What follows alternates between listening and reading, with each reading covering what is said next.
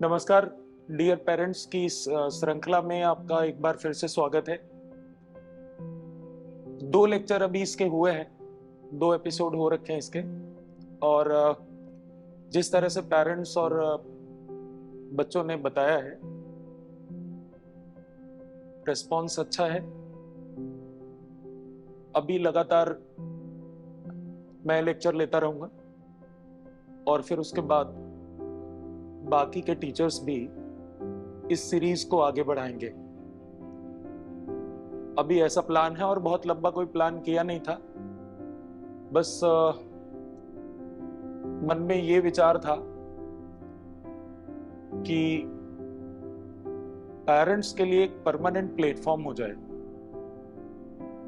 Parents को लगातार एक कम्युनिकेशन हो जाए, पेरेंट्स के साथ एक चैनल बन जाए परमानेंट, क्योंकि बहुत ज्यादा आवश्यकता महसूस होती है। बच्चे जब साथ में रहते हैं पेरेंट्स के, तब तो उतना महसूस नहीं होता है, लेकिन जिन बच्चों के पेरेंट्स साथ में नहीं रहते हैं, उनके साथ कम्युनिकेशन की बहुत ज्यादा आवश्यकता महसूस होती है। कई बार रनिंग क्लास में ऐसा लगने लगता है कि यार, अगर इस बच्चे के अगर पापा होते यहाँ या मदर होती यहाँ, तो आई थिंक इसका ज्यादा अच्छा डेवलपमेंट होता। तो डिस्टेंस है, हम लोग कोटा में बैठे हुए हैं और माता पिता हजारों किलोमीटर दूर भी हो सकते हैं। तो बड़ी शिद्दत से ये जरूरत महसूस हो रही थी कि पेरेंट्स के साथ एक बढ़िया सा चैनल स्टेब्लिश हो जाए। और झिझक बस पहले इतनी थी कि शुरू कैसे हो। सारा जो आइस ब्रेक था वो यही था कि एक बार शुरू हो जाएगा फिर आगे बढ़ जाएगा। तो ये प्रयास है कि पेरेंट्स के साथ एक कम्युनिकेशन स्टेब्लिश हो जाए और डेफिनेटली बच्चे का इंप्रूवमेंट तेज हो। इससे रफ्तार पकड़ेगा बच्चा। बस बच्चों से एक रिक्वेस्ट है कि ये वीडियो आप अपने तक ही सीमित ना रखो, मम्मी पापा को जरूर भेज दो, क्योंकि ये वीडियो बन ही पेरेंट्स के लिए रहा है। तो और पेरेंट्स अगर लगातार देखते रहेंगे, जब भी उनको समय मिले अगर वो देखते रहेंगे, तो उनके और भी इश्यूज हम तक आते रहेंगे। फिर जब वो एक बार देखना शुरू करेंगे ना, तो उनकी जो समस्याएं हैं, उनको जो लगता है कि जिस मुद्दे पर बात होनी चाहिए, क्योंकि पेरेंट्स अगर देखेंगे तब वो अपनी बात रख पाएंगे कि हमें इस मुद्दे पर और बात करनी है, तो फिर वो सिलसिला चल निकलेगा। और जो केंद्र में है सब उसका ही भला चाहते हैं, टीचर्स भी और पेरेंट्स भी। तो पिछला वाला जो एपिसोड था, उसमें हमारा मेन मुद्दा ये था कि पेरेंट्स की बच्चों से लगातार बात होनी चाहिए।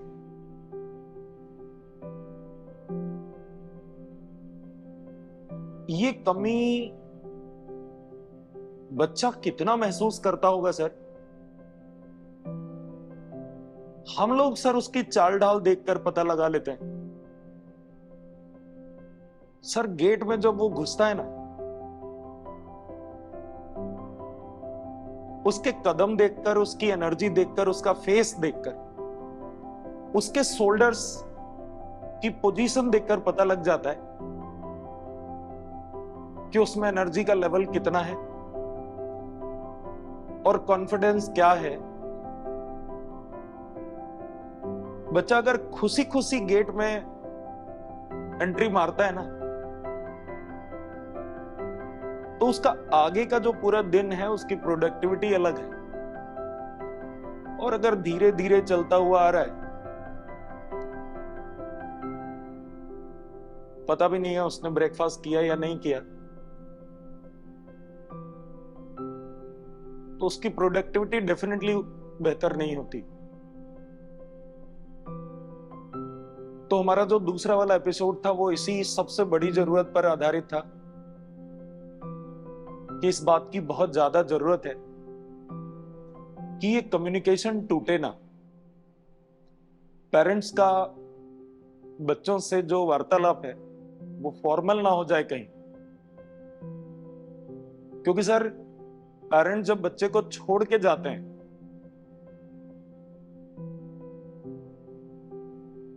तो बच्चा कई कई दिन तक सर सोता नहीं है, क्लासेस में भी पूरी तरह से अटेंटिव नहीं होता, और उसको देखकर हम लोग तो क्या कोई भी देखकर बता देगा कि ये परेशान है। और धीरे धीरे करके सर एक स्थिति वो आ जाती है, वो इतना रम जाता है कि फिर बातचीत जितनी होनी चाहिए उससे कम हो जाती। तो बच्चा तो चलो दूर है, पेरेंट्स की ये ज्यादा जिम्मेदारी बनती है कि बच्चे से बात हर दिन हो, क्योंकि जितनी ज्यादा बातचीत होगी उतनी ज्यादा चीजें निकल कर आएंगी।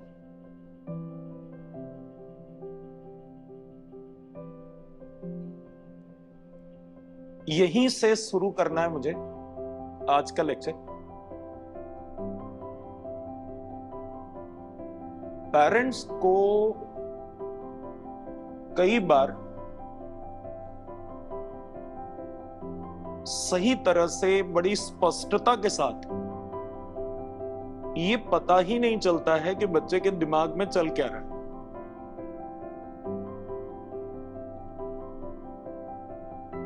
हम क्लासेस में होते हैं, रोज मिलते हैं, और हर दिन हमारे जो प्रेडिक्शंस हैं, जो इवैल्यूएशंस हैं, वो गलत हो जाते हैं। हम किसी बच्चे के बारे में सोचते कुछ हैं कि ये चल रहा होगा इसके साथ, इसलिए ये ऐसा बोलता है, और 8-10 दिन बाद, 15 दिन बाद ये पता चलता है कि ऐसा बिल्कुल नहीं है। तो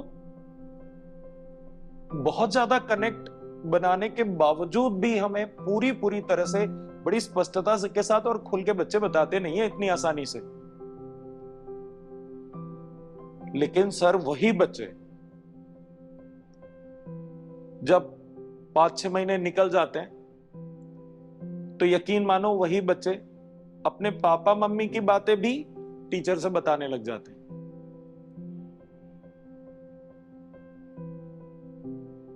तो उनके दिल में एग्जैक्टली क्या चल रहा है ये हम लोगों तक आने लग जाता है, लेकिन बहुत लेट आना शुरू होता है। उसमें 5-6 महीने लग जाते हैं इस विश्वास को बनने में। फिर तो वो धड़ल्ले से बताने लग जाता है, लेकिन 5-6 महीने का टाइम निकल जाता है। और सोचो आपकी जो बच्चा 12th पास करके आ रहा है यहां तैयारी करने, उसके पास टोटल ही 8-9 महीने होते हैं, और थॉट प्रोसेस धीरे धीरे रिजिड होता जाता है। तो बच्चा जितना छोटा है कनेक्ट बनाने में उतना कम टाइम लगता है, और जितना जैसे जैसे बड़ा होता जाता है कनेक्ट बनाने में टाइम और ज्यादा लगता है। तो ये बहुत बड़ा गैप आ जाता है हमारे स्तर पर, टीचर्स के स्तर पर, जहां पर बच्चे हर साल नए मिलते हैं। हाँ, 11th-12th वाले के साथ ये समस्या नहीं आती। जो बच्चे हमें 11th में ज्वाइन करते हैं उनके साथ कोई प्रॉब्लम नहीं आती। वो बच्चे क्योंकि हमारे साथ 2 साल रहना है, तो जिनको कम समय मिलता है उन पेरेंट्स के साथ ज्यादा समस्या है। उनको इस बात पर ज्यादा गौर करने की जरूरत है, क्योंकि हमारा कनेक्ट बनते बनते टाइम लग जाता है, आधा सेशन निकल जाता है, और बच्चे सच में बताते नहीं है, एग्जैक्ट बात नहीं बताते। मैं आपको एग्जांपल दे रहा हूं बहुत ही बढ़िया। अभी कुछ दिन पहले सर हमने एक सर्वे कराया था।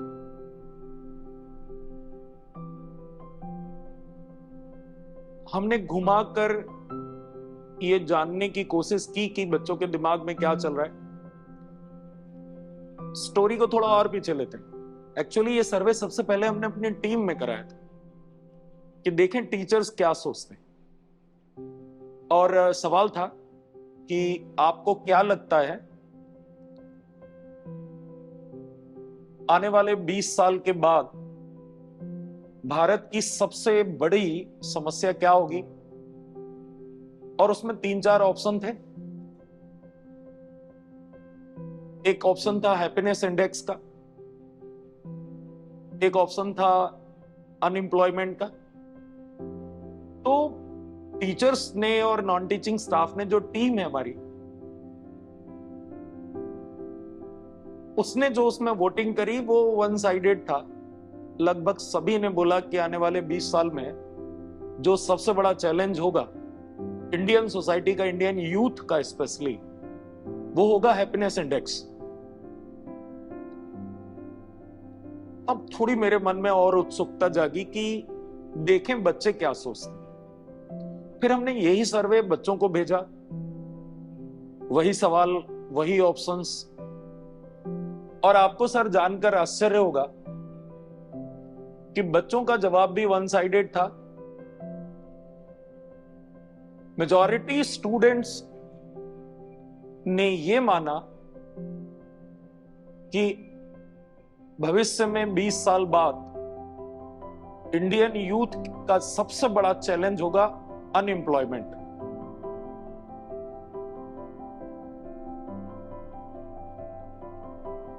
अब मेरे लिए भी, और जैसे ही ये रिजल्ट आया फिर मैंने अपने टीम से बात करी, टीचर से बात करी। बहुत शॉकिंग था हम सबके लिए ये कि यार कहीं ना कहीं कुछ गड़बड़ है।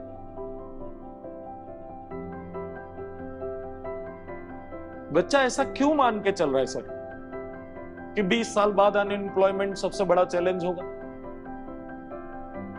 और उनके पढ़ाने वाले वन साइडेड बता रहे हैं कि आने वाले 20 साल बाद इंडियन यूथ का सबसे बड़ा चैलेंज होगा हैप्पीनेस इंडेक्स। वो हर चीज अचीव कर चुके होंगे, उनको पढ़ाने वाले ये मानते हैं कि सक्सेस समस्या नहीं होगी, आप आज जो चाहते हो वो अचीव कर लोगे। समस्या होगी कि आप खुश रह सकोगे कि नहीं। तो जो पढ़ाने वाले लोग हैं, जो बच्चों को हैंडल करने में लगे हुए हैं, वो ये मानकर चलते हैं कि आप सब कहीं ना कहीं सेटल होगे, अच्छी जगह और सफल होगे। और बड़ी समस्या उनको हैप्पीनेस इंडेक्स दिखती है। लेकिन आप देखो, यही बात हम हमारे बच्चों में क्यों नहीं कम्युनिकेट कर पाए। हम उन बच्चों के बारे में इतनी बढ़िया ओपिनियन रखते हैं कि हम मानकर चलते हैं कि सक्सेस कोई समस्या नहीं है, हैप्पीनेस इंडेक्स जरूर इंडियन यूथ की बड़ा चैलेंज हो सकता है। लेकिन यही बात हमारे खुद के बच्चे क्यों नहीं मानते? बच्चे ऐसा क्यों मान के चलते हैं कि 20 साल बाद बेरोजगारी सबसे बड़ी समस्या होगी?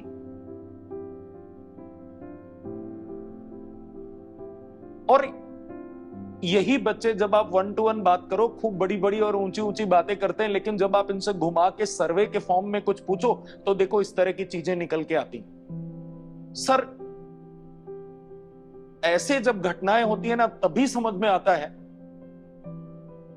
कि यार ये सच नहीं बताते, इनके मन में चल क्या रहा है। तो इनके एक्चुअली ना, इनके माइंडसेट पर सर काम करने की जरूरत है। केवल हम botany, zoology, physics, chemistry, maths पढ़ाते रहे सर, केवल इससे काम नहीं चलेगा। सर, हमें बच्चों के दिमाग में क्या चल रहा है ये जानना बहुत जरूरी है। और जितना जरूरी है सर टीचर्स का इस बारे में अवेयर होना, उससे सर कहीं ज्यादा जरूरी है कि पेरेंट्स को पता हो कि बच्चों के दिमाग में क्या चल रहा है।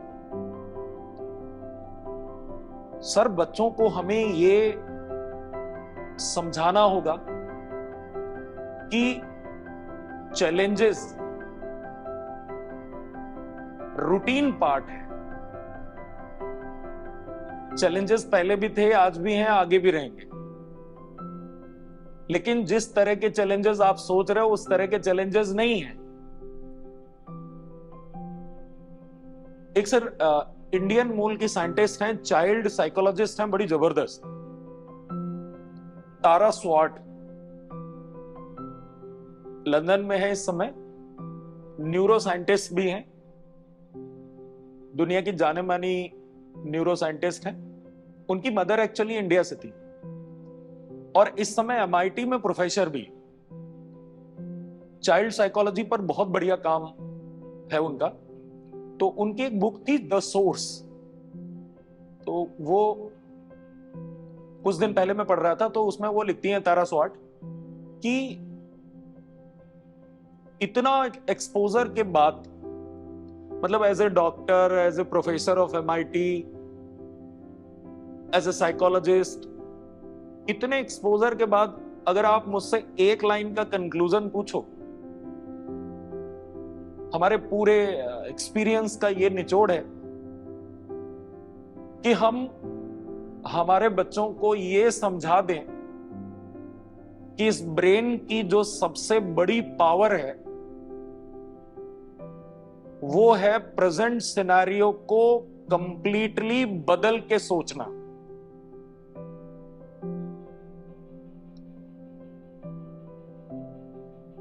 वो कह रही हैं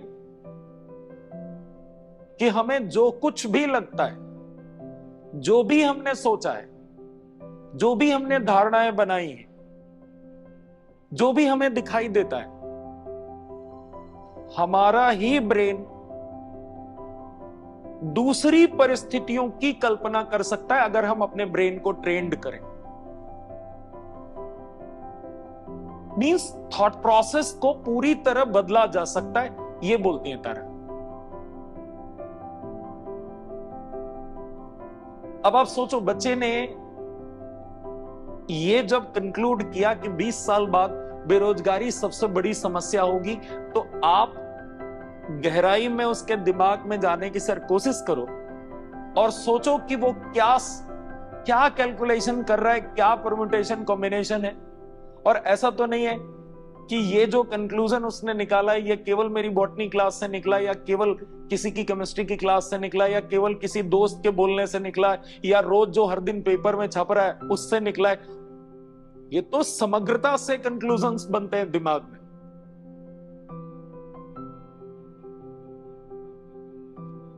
उसमें ऐसे भी तो बच्चे थे जो ये सोच पा रहे थे कि 20 साल बाद बेरोजगारी सबसे बड़ी समस्या नहीं होगी, हैप्पीनेस इंडेक्स बड़ी समस्या होगी। इसका मतलब वो बच्चे ये मानकर चलते हैं कि सफलता तो मिलनी ही है।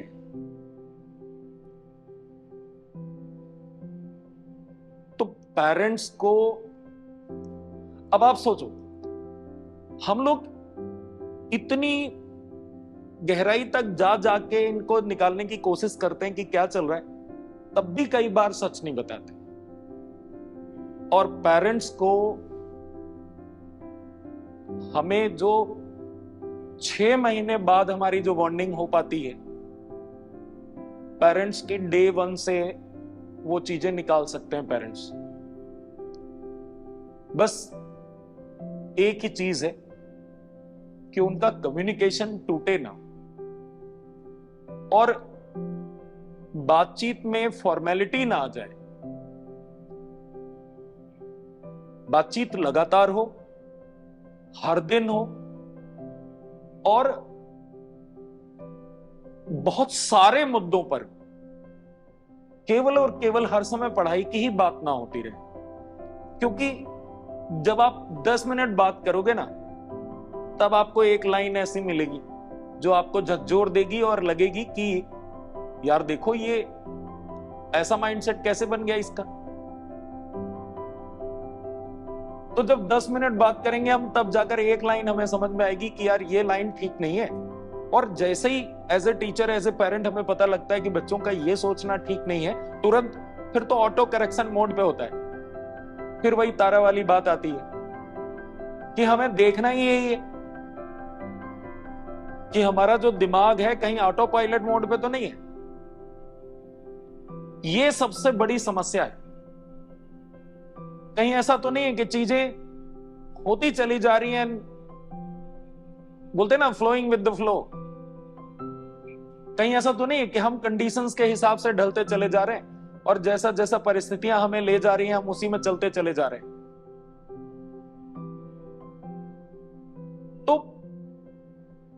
बच्चा भी वही टारगेट बच्चे के लिए भी है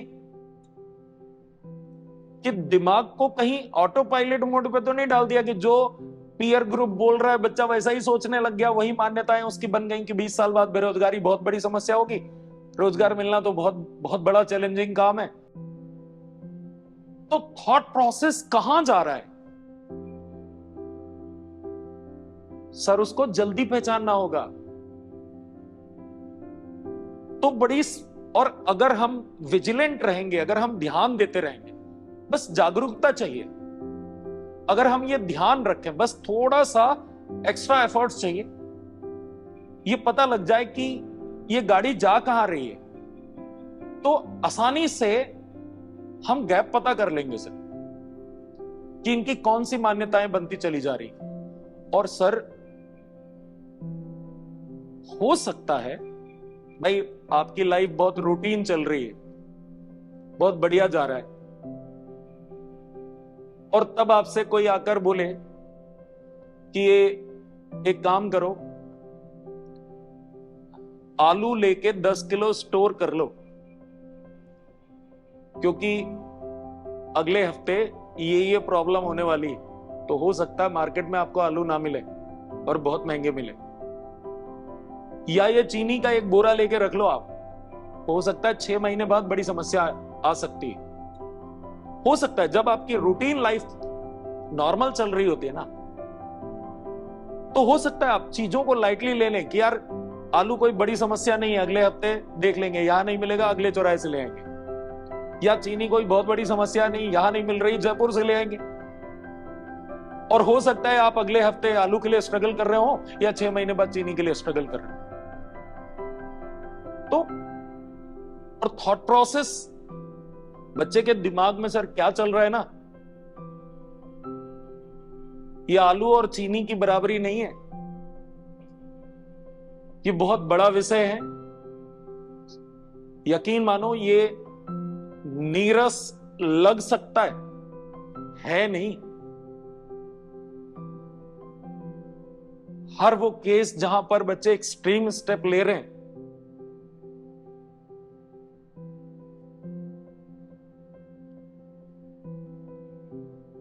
हर केस को सही से डीपली स्टडी करने के बाद आप देखना सभी के सभी एक ही कंक्लूजन पे पहुंच रहे हैं कि सर सिम्टम पहचान नहीं पाए,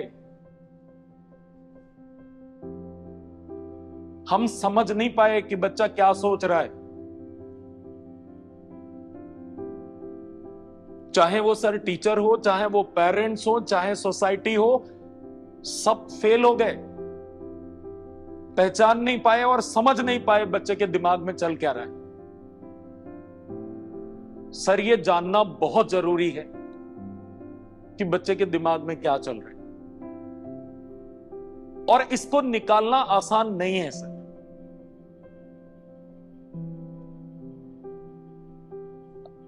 एज ए पेरेंट अगर हमें पता लग जाए ना, डेली बेसिस पे पता लगता रहे कि क्या चल रहा है, तो सर बहुत आसान हो जाएगा सर हमारे लिए बच्चों को बहुत अच्छी तरह से उनको शेप देना। हम बहुत ज्यादा as a parent, as a teacher हम बहुत ज्यादा इफेक्टिव हो सकते हैं सर। हमारा जो कंट्रीब्यूशन है वो सर हम उसको कई गुना बढ़ा सकते हैं अगर हम ये डेली बेसिस पे जानते चले जाएं कि बच्चे का रूटीन क्या चल रहा है और कंडीशंस क्या हो रही हैं। डे टू डे कंडीशंस बदलती हैं सर, तो हमें लाइटली ना लेके अगर हम, और फिर बात वहीं पर आ रही है कि अगर हम रोज बात करते रहे, अगर हम रोज बात करते रहें, खूब सारी बातें करते रहें, आराम से सर माइंडसेट को हम रीड कर लेंगे। और जब हम माइंडसेट को रीड कर लेते हैं तो सर हमें उनके डे टू डे बेसिस पे जो चैलेंजेस आ रहे हैं ना सर, वो हमें पता लग जाते हैं।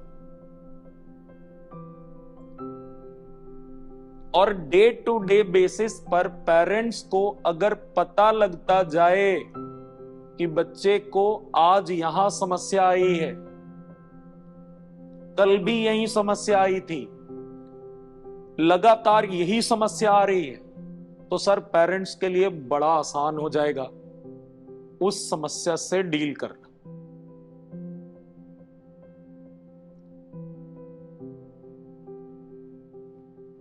बच्चे डिसीजंस बहुत जल्दी जल्दी लेते हैं और बहुत जल्दी जल्दी पलटते हैं सर।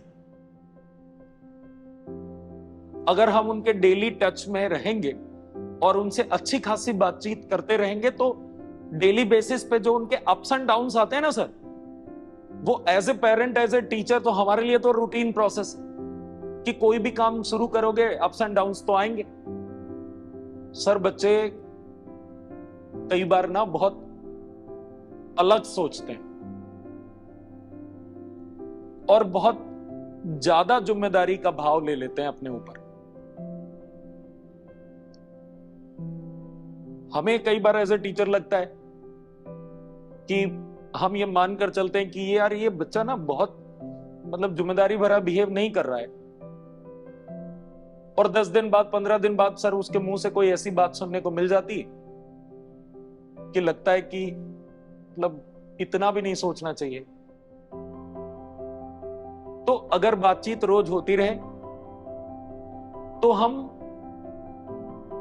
सही समय पर पकड़ लेंगे समस्याओं को। और सबसे बड़ी समस्या ही यही है कि हम समस्याओं को सही समय पर पकड़ते नहीं हैं। अगर हम सही समय पर पकड़ लें तो सर वो प्रॉब्लम अपने स्मॉलेस्ट साइज में होती है। अगर बहुत ही बिगनिंग में पकड़ ली जाए, जितना जल्दी पकड़ लेंगे वो समस्या बड़ी समस्या होती ही नहीं है, तो हम बड़ी आसानी से उन समस्याओं का निदान कर सकते हैं, बड़ी जल्दी सॉल्यूशन निकाल सकते हैं। लेकिन जब हमें समस्याएं पकड़ में नहीं आती या हम कई बार टाल देते हैं किसी वजह से, तो समस्याएं ना सिर्फ सर बड़ी होती चली जाती और एज ए पेरेंट हम सोचते हैं कि ये कोई प्रॉब्लम है, अरे आपको नहीं समझ में आ रहा है कोई बात नहीं। लेकिन सर बच्चों के नजरिए से सोचो सर, बच्चा मतलब से ज्यादा जिम्मेदारी लेके घूम रहा है। उसको लगता है कि जैसे सर बातचीत में निकल आ रहा है, बोलते हैं कि सर अरे 3 अटेम्प्ट ले चुका हूं सर, बार बार ड्रॉप करता हूं, कैसे मुंह दिखाऊंगा। अब आप सोचो सर, ये आज की घटना है सर। तो मैंने बोला कि मुंह नहीं दिखाना, खोपड़ी दिखा देना। तो बातचीत को हमने हंसी मजाक में, उस बड़ी सी बात को हमने हंसी मजाक में उसको डाइल्यूट करने की कोशिश करी। कह रहे मुंह नहीं दिखाना, कोई बात नहीं, सर दिखा देना। ये कोई बड़ी बात थोड़ा ना है, और एजुकेशन कहीं भी वेस्ट नहीं होती।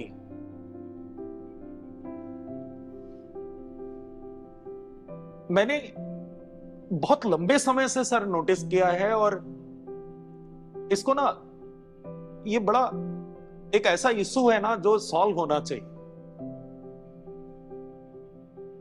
हमने हमारी टीम को अलाइन कर लिया है।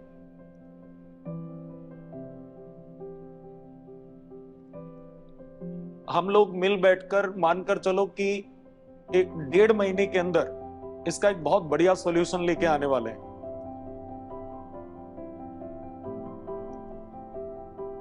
सर ज्यादातर पेरेंट्स को यह लगता है कि अगर उनके बच्चे का सिलेक्शन नहीं हुआ तो उनके पैसे वेस्ट हो गए।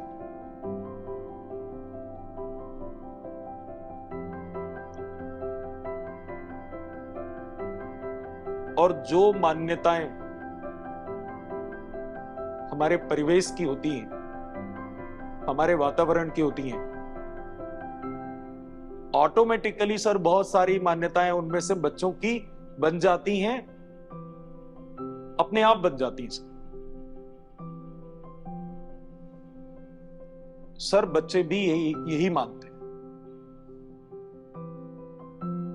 मुझे नहीं पता सर, 2 4 10 बच्चों की बात नहीं कर रहा हूं, लेकिन सर अधिकांश बच्चे यही मानते हैं कि अगर उनका सिलेक्शन नहीं हुआ तो उनके पैसे डूब गए, उनका समय बर्बाद हो गया, उन्होंने ड्रॉप किया था, अब वो क्या करेंगे, वो कैसे मुंह दिखाएंगे, इस टाइप की बातें आती हैं।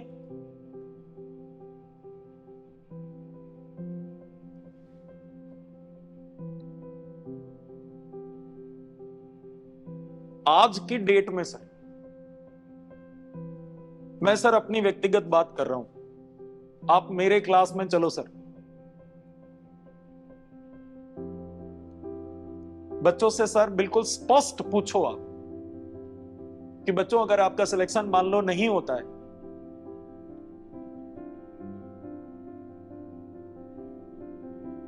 तो आपके पेरेंट्स ने जो आपके ऊपर इन्वेस्ट किया, जो खर्चा किया, आपने जो इतना समय दिया और इतनी मेहनत की, उसके बदले में मैंने आपको क्या दिया या उसके बदले में आपको क्या मिला? क्या आप ऐसे 5 बातें बता सकते हो?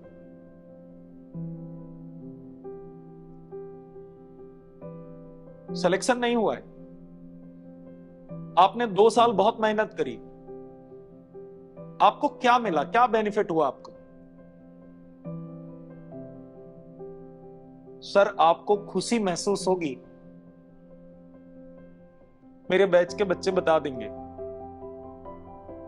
लेकिन सर ये एक बैच से काम नहीं चलेगा। सारे बच्चों को सर ये जानने की जरूरत है, सर ये सारे पेरेंट्स को जानने की जरूरत है कि अगर सिलेक्शन नहीं हुआ उसके बावजूद भी क्या मिला। चीटिंग नहीं हुई है,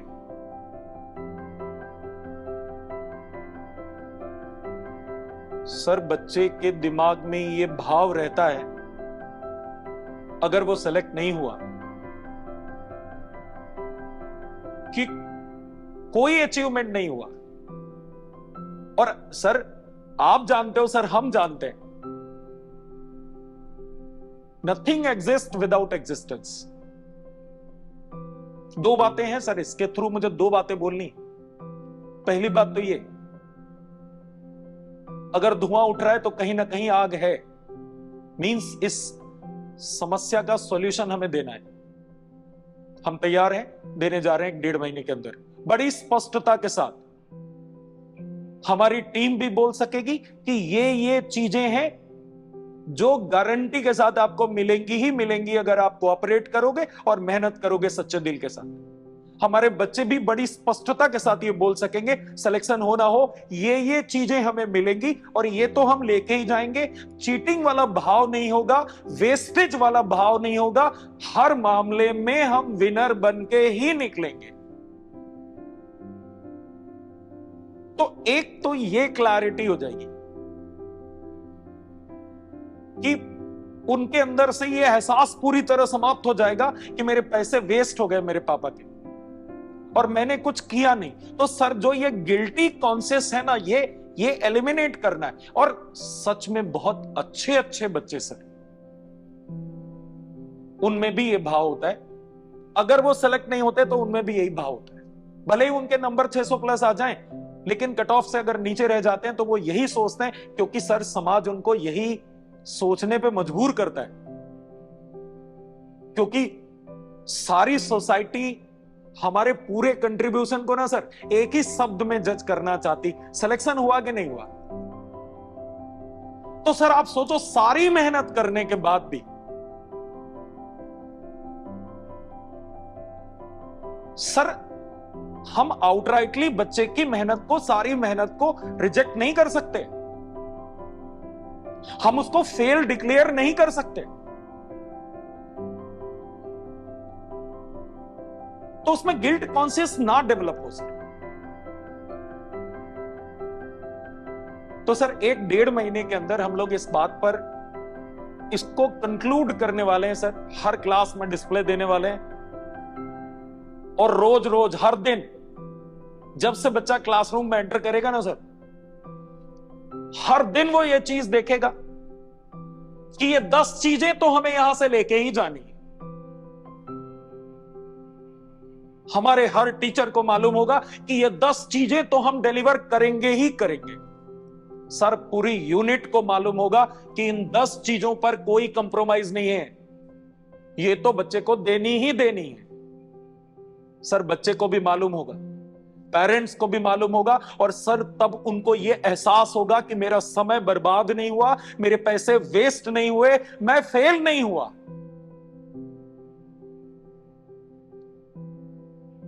अगर ये उनको क्लैरिटी आ जाए, हम सब सिलेक्शन के लिए कोशिश करते हैं, बच्चा भी दिन रात लगा हुआ है, पेरेंट्स भी खूब मेहनत करते हैं, लेकिन ये भाव सर हमें लाना हो, इस पे हम लोग काम कर रहे हैं और बड़ी जल्दी ये डिस्प्ले में आने वाला है। और मैं खुद बहुत मैं बहुत रोमांचित हूं कि ये चीज आ जाएगी तो बच्चे को एक गोल मिल जाएगा। सर अभी उसके पास एक गोल की बजाय दूसरा गोल ही नहीं है सर। सारी जिंदगी क्या हम जितने भी प्लान बनाते हैं सर, वो सारे हिट होते हैं। जिंदगी हम प्लान कहां करते हैं, हम बैठते कहां जाके। और आजकल सर ये कैसे कैसे वीडियोस आ गए, बताते हैं बस कुछ नहीं है, जिंदगी यही है। सर ये ऐसे चीपनेस से हमें निकालना पड़ेगा। सर जिंदगी किसी एक चीज का नाम नहीं है। हमें हमारे अपने बच्चों को सर ये बड़ी सील्डिंग करनी पड़ेगी कि बढ़िया आप टारगेट बनाओ, पूरी शिद्दत के साथ उस टारगेट को आप फॉलो करो, लेकिन you must have proper plans. अरे ये नहीं होगा ये करेंगे, ये नहीं होगा ये करेंगे, ये नहीं होगा ये करेंगे, प्लेंटी ऑफ टारगेट्स। वो सर अगर हम उस सारा जजमेंट बच्चे के मार्क्स की बेसिस पर करेंगे तो सर ये न्याय नहीं है सर।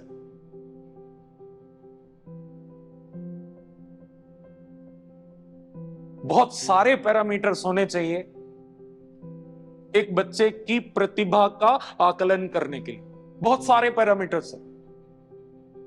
हो सकता है सर वो पूरी मेहनत करने के बाद भी 150-200 नंबर ला रहा है और उधर बास्केटबॉल में नंबर 1 हो, या हो सकता है बैडमिंटन में कोई उसके बराबर खेल ही नहीं पा रहा हो।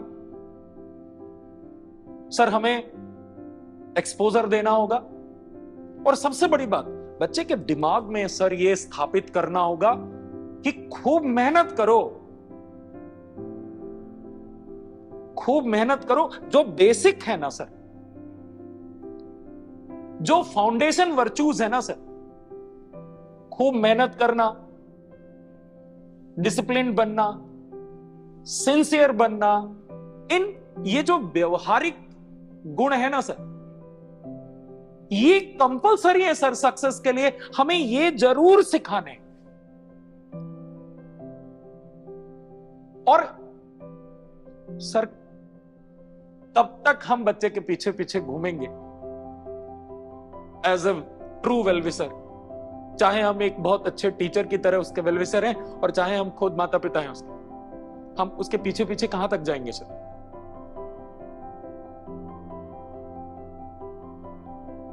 सर दिमाग ही साथ जाएगा उसके। तो हमारे पास बढ़िया स्कोप है सर। एक समय थोड़ा ज्यादा लगेगा लेकिन 100% गारंटी है सर। कितना बढ़िया हो कि वो समय के हिसाब से गियर बदल ले अपने आप।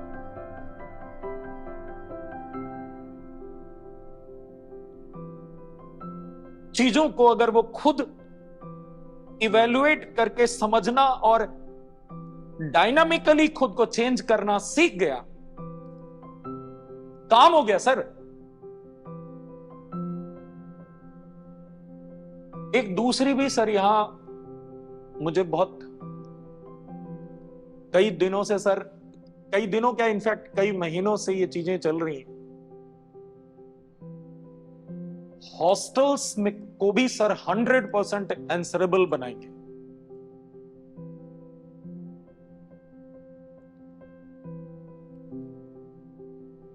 उनके खाने पीने से लेकर उनके सिक्योरिटी इशूज सर आंसरेबल बनना होगा।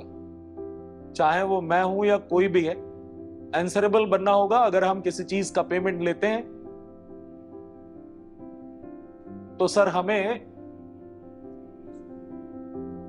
उससे ज्यादा करके देना होगा। तो इस पर भी हम लोग काम कर रहे हैं और बड़ी जल्दी यहां पर भी प्रॉपर गाइडलाइन फॉलो करवाएंगे। संभावनाएं अनंत हैं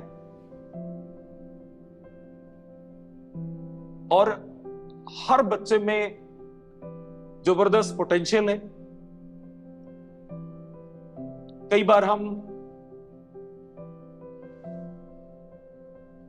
आलू में ना टमाटर वाला टेस्ट ढूंढते रहते हैं। कई बार हम मछली को इवेल्युएट करते रहते हैं कि वो उड़ेगी कितनी बढ़िया। तो कई बार सर हमारे पैरामीटर इधर उधर हो जाते हैं।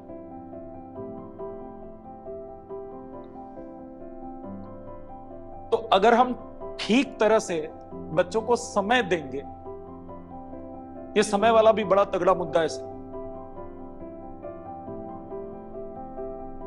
आते ही बच्चा 1 महीना बहुत मेहनत करके वो तुरंत पूछना शुरू कर देता है कि सर अब तो हम बहुत मेहनत कर रहे हैं, कहीं कोई कोताही नहीं कर रहे हैं, फिर भी सर इसके नंबर ज्यादा क्यों आ रहे हैं?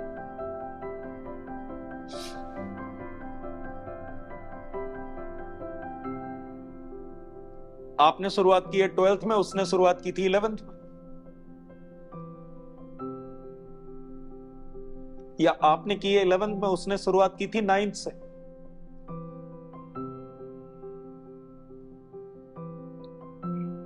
तो समय लगेगा सर। और मेहनत कभी मरती नहीं है। लेकिन सोचो, मैंने अगर 11th से प्रिपरेशन शुरू की है तो हमारा जो कंपटीशन है वो उससे नहीं है सर, जिसने 9th से प्रिपरेशन शुरू की है। और तब तो बिल्कुल भी नहीं है अगर वो बहुत ज्यादा सिंसियर भी है। हमारा कंपटीशन इस दुनिया में केवल हमसे ही है। ये हम जिस दिन मान लेंगे सर, जीवन सुखी हो जाएगा। किस किस से कब तक कंपटीशन करेंगे सर? खुद से अगर हम कंपटीशन करना सीख गए तो सर हैप्पीनेस इंडेक्स में हम बाजी मार ले जाएंगे सर। जितना हम जल्दी शुरू करते हैं उतना ज्यादा समय मिलता है, और जितना सर समय मिलता है एवरेज परफॉर्मेंस पूरे बैच का निखर के आता है सर। ये 9th और 11th तो छोड़ो सर, वो बैचेस जो अप्रैल में शुरू होते हैं ना सर, उनका कंपैरिजन उन बैचेस से सर नहीं होना चाहिए जो जून और जुलाई में शुरू हो रहे हैं सर। उनकी बैच की एवरेज परफॉर्मेंस में अंतर आ जाता है सर। और बच्चा सर 1 महीने खूब मेहनत करने के बाद वो बोलने लग जाता है सर कि अभी भी मार्क्स नहीं बढ़ रहे सर। वो बोलता है कि सर ये भी फॉलो कर लिया सर, वो भी फॉलो कर लिया सर, ये भी कर लिया, वो कर लिया। अब उसको सर कैसे बताएं कि पीछे 10 साल का बैकग्राउंड है, वो भी मायने रखता है। उसके गैप को पूरे करने के लिए ना सर समय चाहिए होगा। और हम कितनी भी मेहनत कर लेना सर, तो भी जो प्रोडक्टिविटी का एक टेन्योर है, हर क्रिया विधि का एक समय है सर, उस समय से पहले चीजें तो नहीं मिलेगी। किसी, अब जैसे जामुन का पेड़ है सर, 6 साल बाद फल देता है,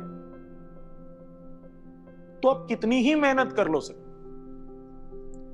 सर जिसने ये सृष्टि बनाई है ना, वो भी नीचे उतर आए और अपनी ही बनाई हुई सृष्टि से बोले कि नहीं, मुझे फल तो आज ही चाहिए क्योंकि हमने आज बहुत मेहनत की। या हम पिछले 1 महीने से बहुत मेहनत कर रहे हैं, या हम पिछले 6 महीने से बहुत मेहनत कर रहे हैं, अब तो फल चाहिए ही चाहिए। सर भगवान भी नहीं दे सकता। खुद जिसने ये प्रकृति बनाई है वो भी अपने बनाए हुए नियम नहीं तोड़ सकता सर।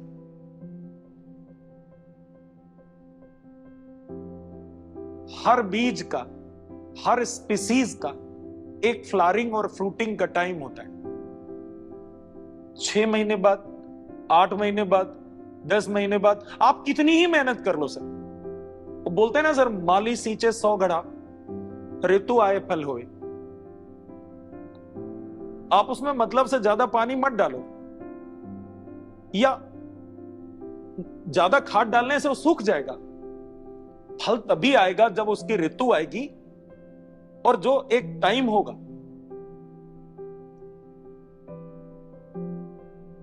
तो मेरे हिसाब से सर बहुत सारे मुद्दे हैं, ये पहले ही बात अपनी हो गई थी। बहुत सारी चीजें हैं सर, बहुत सारी। और ये बड़ी खुशी की बात है सर कि बिना किसी रोक टोक के दिल की बातें बिल्कुल क्लैरिटी से हम बोल पाएंगे, और कम से कम पेरेंट्स के पास जाएगा तो सही। ये उनके ऊपर है कि उनकी क्या नीड है और क्या नहीं नीड है, लेकिन हम हमारी तरफ से चीजों को भेज पाएंगे, डेफिनेटली प्रॉफिट होगा। और बच्चों से फिर मैं कंक्लूड करता हूं, और वहीं पे लाके कंक्लूड करता हूं। बातचीत रोज करिए, उनको हर दिन उनसे नेचुरल बातचीत करिए। अभी सर एक टीचर मिले थे, अभी आज ही की बात है सर, वो ये बता रहे थे कि एक पेरेंट्स थे जो अपने बेटे को वो डॉक्टर बुलाने लगे थे। वो नाम के पहले प्रीफिक्स उन्होंने लगा दिया, डॉक्टर बुलाते थे। और वो केस आगे चलकर खराब हुआ। बच्चे ने बिना मतलब उस बात का कुछ ज्यादा ही बर्डन ले लिया। तो सर हमें नेचुरल रहना है, रोज बातचीत करनी है और सामान्य रहना है सर। हर दिन सर अगर हम अपने बच्चे को ये बोलें कि यार ये बहुत बढ़िया जा रहा है, बस यहां थोड़ी और मेहनत की जरूरत है, ये वाली चीज बढ़िया जा रही है, यहां थोड़ी सी मेहनत और कर लो, तुम बहुत अच्छा कर सकते हो, मुझे विश्वास है तुम बहुत बढ़िया कर लोगे, जो तुम्हारी लगन है उस पर मुझे विश्वास है। आप हमेशा ऑटो करेक्शन मोड में रहते हो, चीजें ठीक कर लोगे, ये हम सब जानते हैं।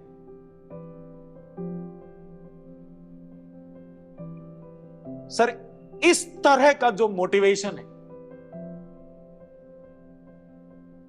ये काम करता है। अब हम बच्चे को पहले से ही डॉक्टर बोलने लग जाएं और उसके नंबर यहां उससे मैच नहीं कर रहे आपकी एक्सपेक्टेशंस, कितना बड़ा मिसमैच है सर। तो मोटिवेशन के नाम पर भी हम बच्चों से क्या बात कर रहे हैं सर, उस पर भी गौर करना होगा। और इसको बताएं, थोड़ी नुक्ताचीनी टाइप हो जाएगी लेकिन बात में दम है सर। सर उन बच्चों को मोटिवेशन की जरूरत ही नहीं है जो डिसिप्लिन्ड है, they are self motivated. Discipline जब पटरी से उतरता है मोटिवेशन की जरूरत तभी पड़ती। तो अगर हम सर कोशिश करें कि गाड़ी से पटरी से उतरे ही ना,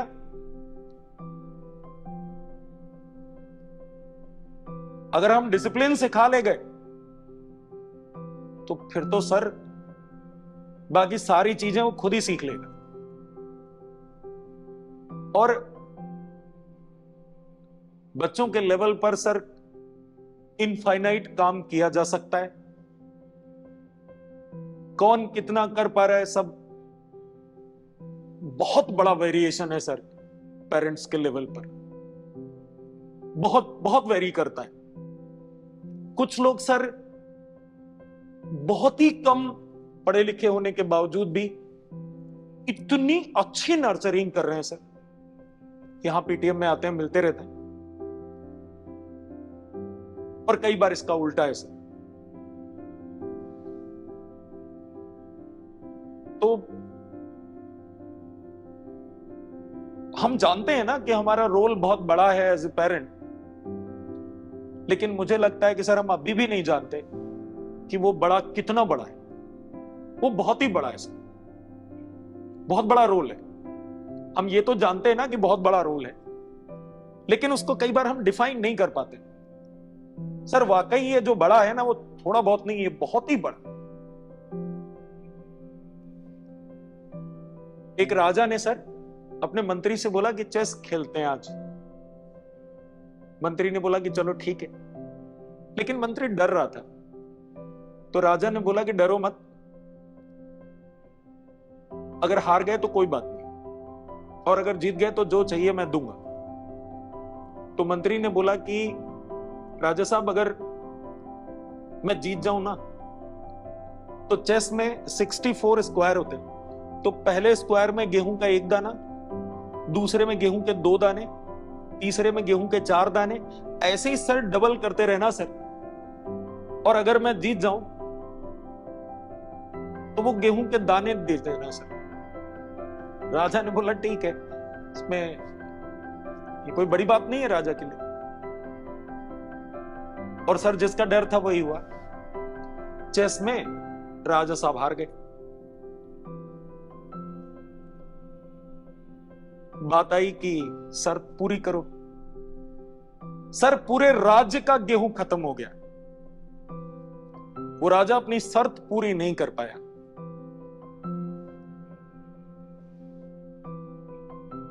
क्यों? क्योंकि राजा ये तो जानता था, राजा था तो इतना तो वो भी जानता था कि ये खाने के हिसाब से गेहूं के दानों की संख्या डबल होती जा रही, लेकिन उसे यह भी आभास नहीं था, यह मालूम था कि बहुत तेजी से बढ़ रही है नंबर संख्या, लेकिन वो तेजी कितनी तेजी है इसका अंदाजा लगाने में सर राजा चूक गया। सारे राज्य का गेहूं खत्म हो गया, राजा अपनी शर्त पूरी नहीं कर पाया। राजा को यह मालूम था कि जब संख्याएं डबल होती हैं तो बहुत तेजी से बढ़ती हैं, लेकिन कितनी तेजी से बढ़ती हैं, वो तेजी कितनी ज्यादा तेजी थी, इसका आभास सर राजा भी नहीं कर पाया। तो sir as a teacher, as a parent, हम ये तो जानते हैं कि हमारी रिस्पॉन्सिबिलिटीज बहुत बड़ी है, लेकिन सर वो बड़ी कितनी बड़ी हैं, हम और ज्यादा जागरूक हो जाएं तो शायद ये हम और ज्यादा महसूस कर पाएंगे और ज्यादा कंट्रीब्यूट कर पाएंगे। उसका फायदा हमें ही होना है, और बढ़िया कंट्रीब्यूट कर पाएंगे हम।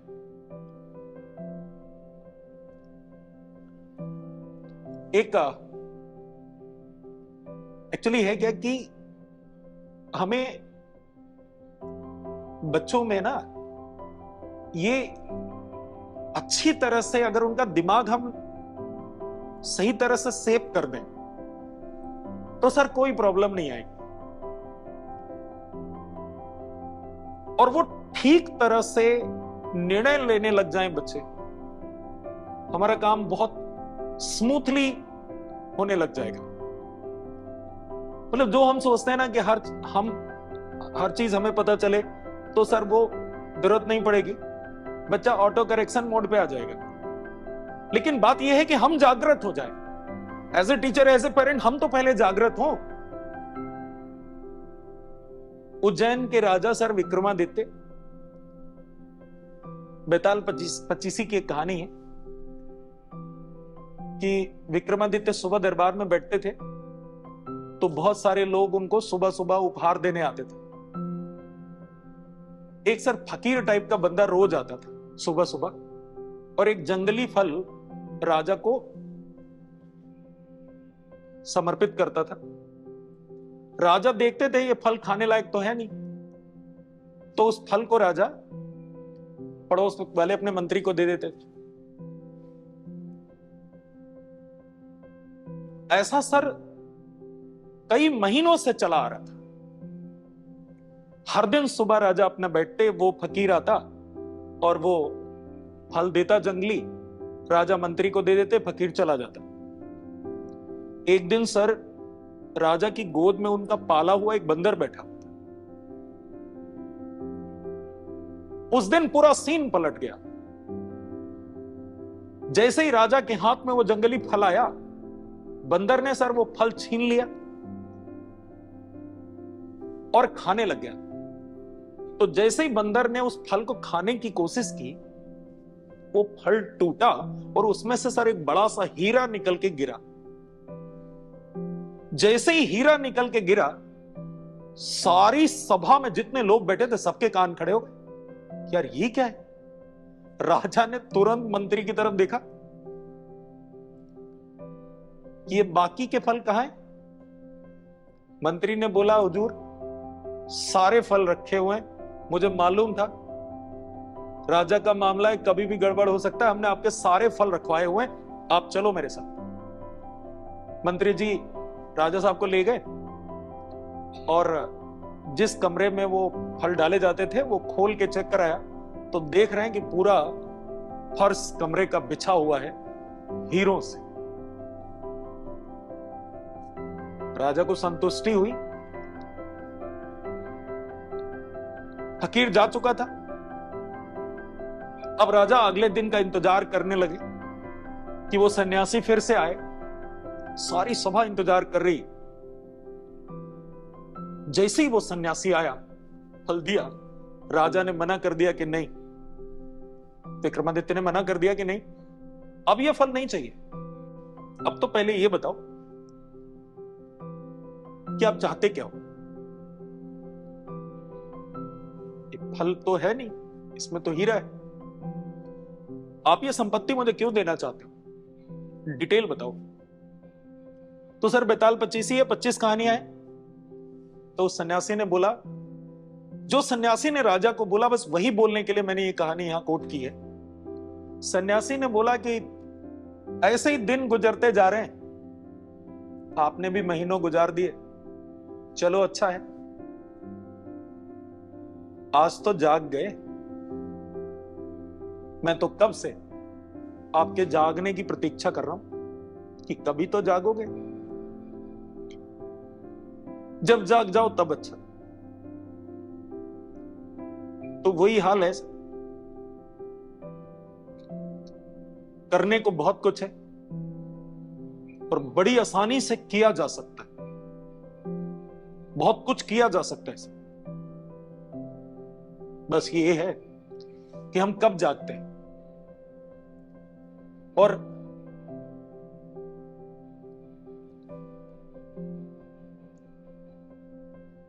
अगर हम परिवर्तन नहीं लाते हैं, कुछ करते नहीं है, तो फिर ऐसे वेद शास्त्र पढ़ के भी कोई फायदा नहीं है। आचारहीनम न पुनन्ति वेदा। आचार विचार और कुछ परिवर्तन नहीं कर रहे हैं हम, तो फिर वेद भी काम नहीं आते। नमस्कार, उम्मीद करता हूं कि ये सीरीज आपको कहीं ना कहीं फायदा पहुंचाएगी। हम ये जारी रखेंगे अपनी तरफ से सारे प्रयास। खुश रहिए, मस्त रहिए, अपने बच्चों से रोज बात करते रहिए और उनको भी खुश रखिए। मिलते हैं अगले एपिसोड में। नमस्कार।